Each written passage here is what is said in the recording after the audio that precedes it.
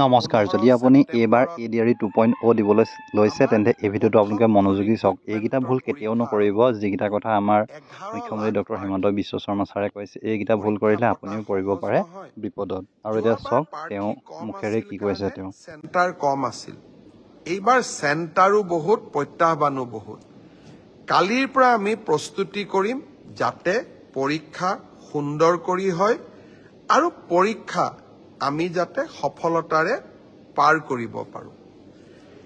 পৰীক্ষাত নকল কৰা বা পৰীক্ষাত নিয়মৰ বাহিৰত গৈ যিসকলে কপি কৰে, নকল কৰে, তেওঁলোকৰ বিৰুদ্ধে আমাৰ চৰকাৰে এখন বিধানসভাত আইন প্ৰণয়ন কৰিছে।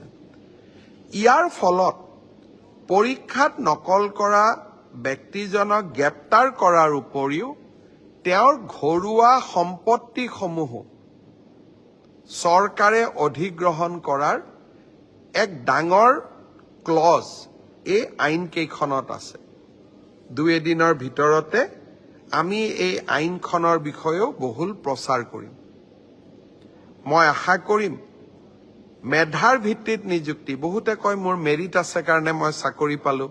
বহুত এতিয়া ফেশ্বনো এটা আছে যে আমি বিজেপিক কিয় ভোট দিব লাগে, আমিতো মেৰিট আছে কাৰণে চাকৰি পালো।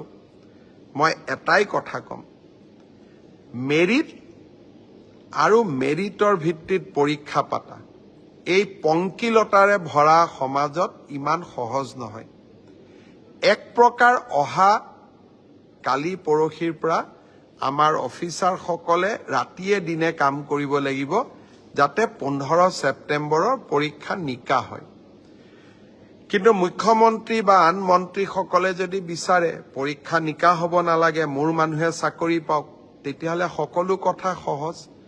সতৰ বিপৰীতে গৈ আমি কাম কৰিছো। পৰীক্ষা নিকা হওক, আমাৰ মানুহে পাওক নাপাওক, মেধাৰ ভিত্তিত চাকৰি হওক। এই সংকল্পক সিদ্ধিলৈ ৰূপান্তৰ কৰা এটা অতি কঠিন কাম। 15 ছেপ্টেম্বৰত আমি আকৌ এটা শিক্ষাৰ্থীসকলেও পৰীক্ষা দিব, চৰকাৰেও এটা কঠিন পৰীক্ষাৰ সন্মুখীন হ'ব।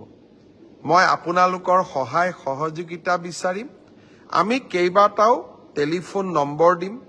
কোনোবাই যদি কৰবাত কিবা এই ধৰণৰ বেআইনী ঘটনাৰ সুযোগ পায়, নকল কৰাৰ ঘটনাৰ খবৰ পায়, কিবা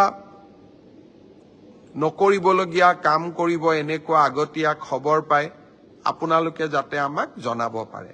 15 ছেপ্টেম্বৰৰ পৰীক্ষাটো চৰকাৰে নহয়, অসমবাসীয়ে লগ লাগি আমি সুন্দৰ কৰি পালন কৰিব লাগিব।